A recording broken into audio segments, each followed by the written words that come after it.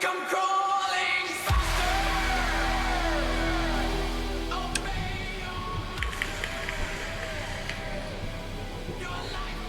What's going on, folks? It's Chris with Logical Nonsense, and thought we'd do a little product review today. Got an item in that we're not sure if we're going to carry in the shop, and whenever this happens, we like to test them out. Sometimes vendors will give us samples of an item to see if we'll carry it or not. This is not a similar case, but this is we're going to be reviewing the Watson by Ecto. It's a mechanical mod. Comes in a nice plastic container. Open that up.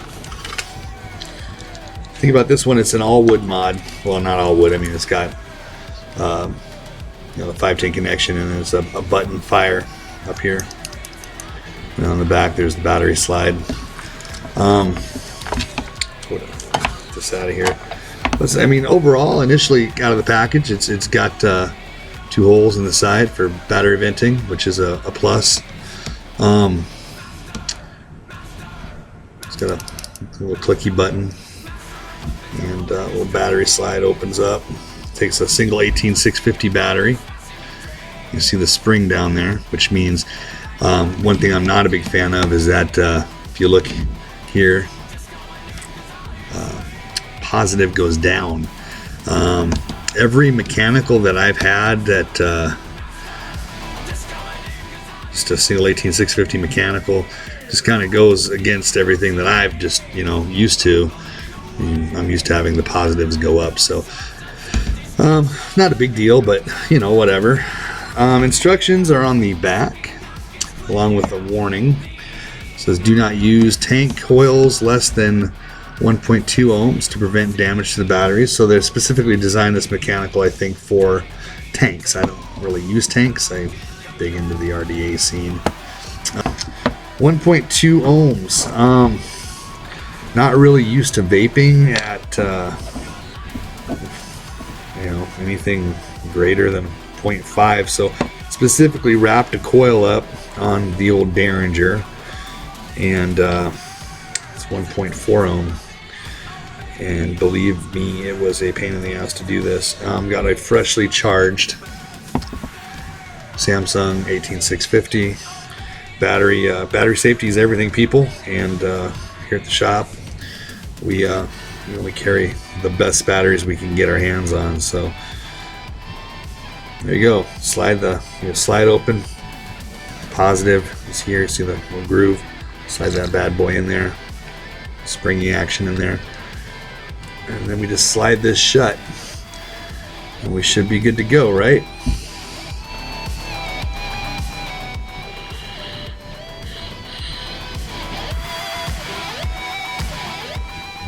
Yeah.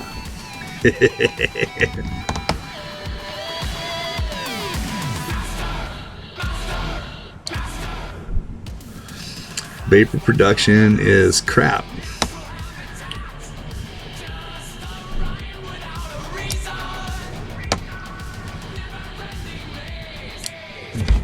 Let's juice that coil up a little bit with a little bit of our own Logical Nonsense Fog Fuel number 73. This is our banana nut bread mix that we do ourselves. Get that coil saturated a little bit. Put that back on there.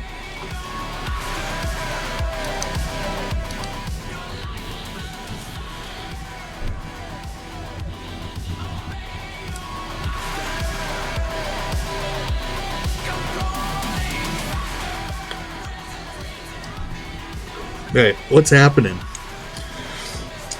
What's happening here is, like I said, this coil is a 1.4. You got a wired switch. I'm assuming. I mean, I haven't torn it apart, but just basing my the type of switch it is and where it's located, I can already tell it's a wired switch to the 510. And then you've got your spring in here. Single 18650 battery is putting out 4.2 volts if there's no battery sag. But what's happening is between the coil, the basic design of the Addy, or of the mod, and then you got your switch, you got voltage drop, and when you're running this with an RDA, what's happening is you got a ramp up time on that coil. So what I'm saying is I press that button. I don't know if you can see it. Is this now starting to vape? There we go. So in using this, I mean, if you want to chain vape, it'll be okay. You can just sit here and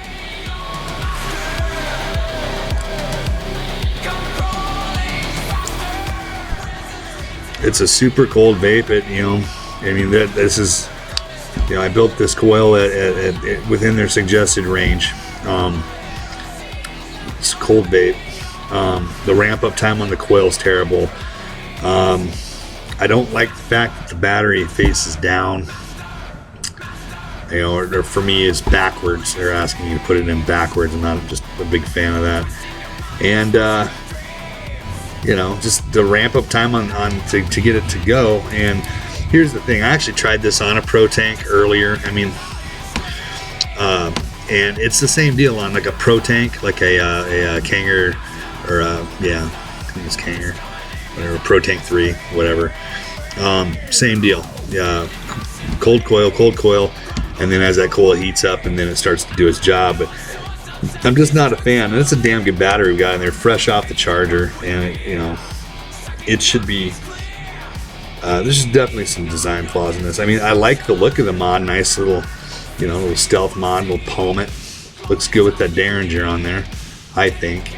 But I think something like this needs to be more direct connect to the Addy. And I don't know. And I'm just, like I said, the battery venting's a plus and whatever, but I don't think this is, I don't think this is going to work for me. So I guess the real question is, Chris, are we going to carry this in our shop? And the answer, absolutely not.